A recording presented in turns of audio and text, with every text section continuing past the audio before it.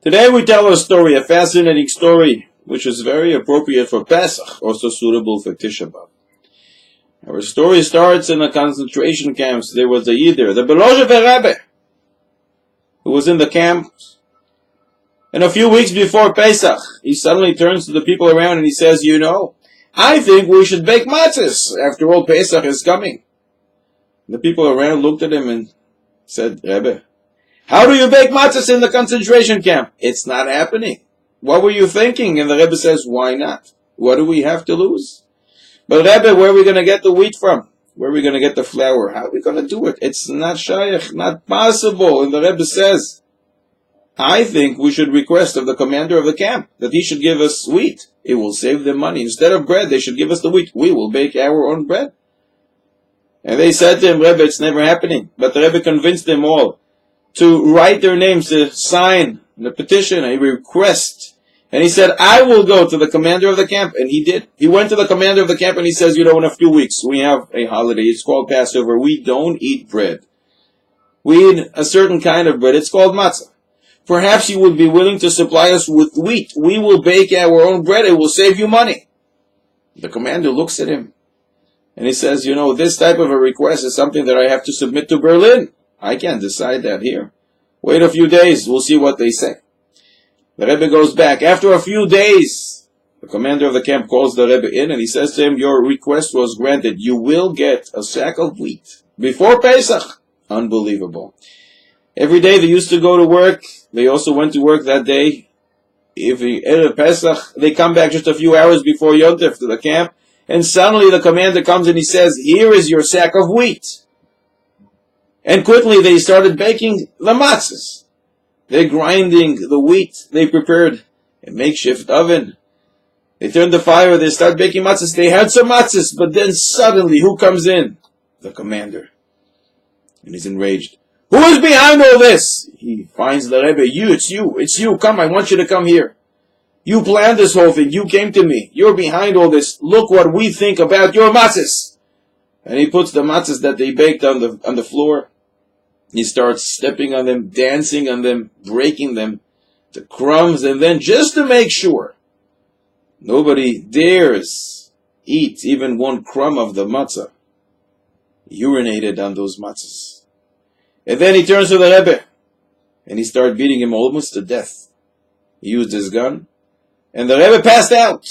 Then the Nazi left. All the Jews around jumped on the Rebbe, trying to revive him, and then finally he came to. He opens his eyes and he looks at the people around and he says, dear brothers, it's Leila Seder, let's start saying the Haggadah. And they look at him, Rebbe, we don't even have matzahs, what Haggadah? And the Rebbe says, what are you talking about? He pulls out of his pocket a little piece of matzah. He says, here, I got this before the Nazi urinated when he was dancing on the matzahs. Some of them spread all over the place. I grabbed a little piece. Here we have a matzah. Let's start. And the Rebbe knew the entire Haggadah by heart. Some of the Jews knew other parts of the Haggadah, and they all started saying the Haggadah. When they got to the part where you have to eat the matzah, the Rebbe stopped and he said, but who's going to eat the matzah? I think we should do a little lottery here. Who should be able to eat this matzah? And they all said, no, Rebbe, it should be you. You're behind this whole thing. You almost lost your life for this matzah. You are the one who will get the matzah. And the Rebbe says, no, he insists, I think we should do a little lottery here. And they all say, no, Rebbe, it's your matzah. You almost died for it. It's only right that you should eat it. And the Rebbe caved, and the Rebbe agreed. But then suddenly they hear this woman yelling, and she says, no, I don't think the Rebbe should get the matzah. And they all look at her, and the Rebbe says, so who do you think should get the matzah? And she says, I think we should give the matzah to my 8-year-old who is here. After all, the Rebbe already had a few matzahs in his lifetime. We also did. My son didn't. And if my son makes it out of here, if he survives, he needs to know what a matzah is all about.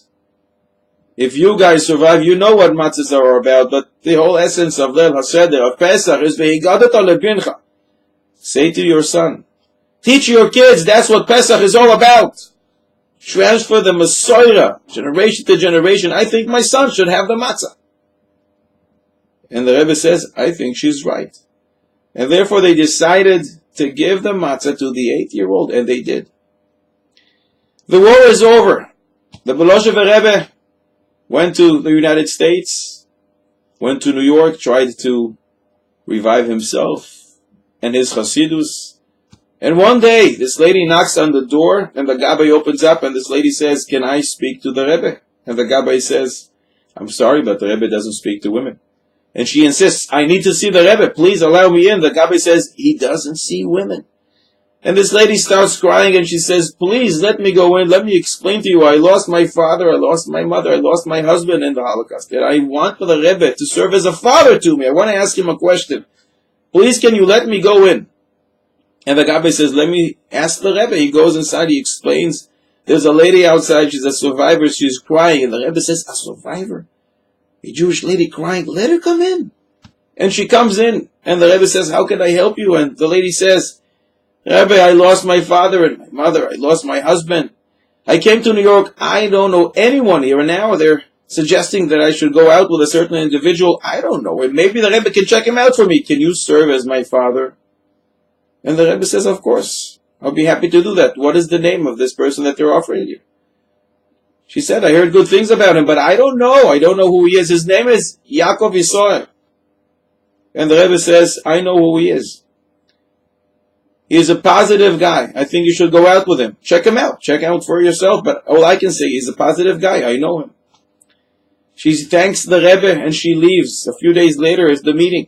And she can't believe it. The Rebbe marches in and she says, "Rebbe, thank you so much for coming, but it really wasn't necessary. The help you provided a few days ago was sufficient. The Rebbe didn't have to burden himself and to leave his place to come all the way here. That's really above and beyond." And the Rebbe smiles. The Rebbe says, "I am Yaakov Yisrael. I also lost my wife in the Holocaust. And when you came into my room the other day, I recognized you. You are the lady who said we should give the matzah to your son. And you know, I also need to get married, and I would like to get married to a lady like you who understands the importance, the significance of kids in Am Yisrael. We transfer the Messiah by teaching our kids. You understand that, and I think you would be a great wife. I couldn't tell you anything more about myself, that I'm a positive guy. You should check me out for yourself, but as far as I'm concerned, I would like to marry a woman like you." Indeed, they got married. And that little 8-year-old who ate the matzah in the concentration camp is serving today as the Belosheva Rebbe in Borough Park. There is so much to learn from this Maisa. So much Musa. Definitely appropriate for Pesach, not less appropriate for Tisha BeAv. So much to learn from this story.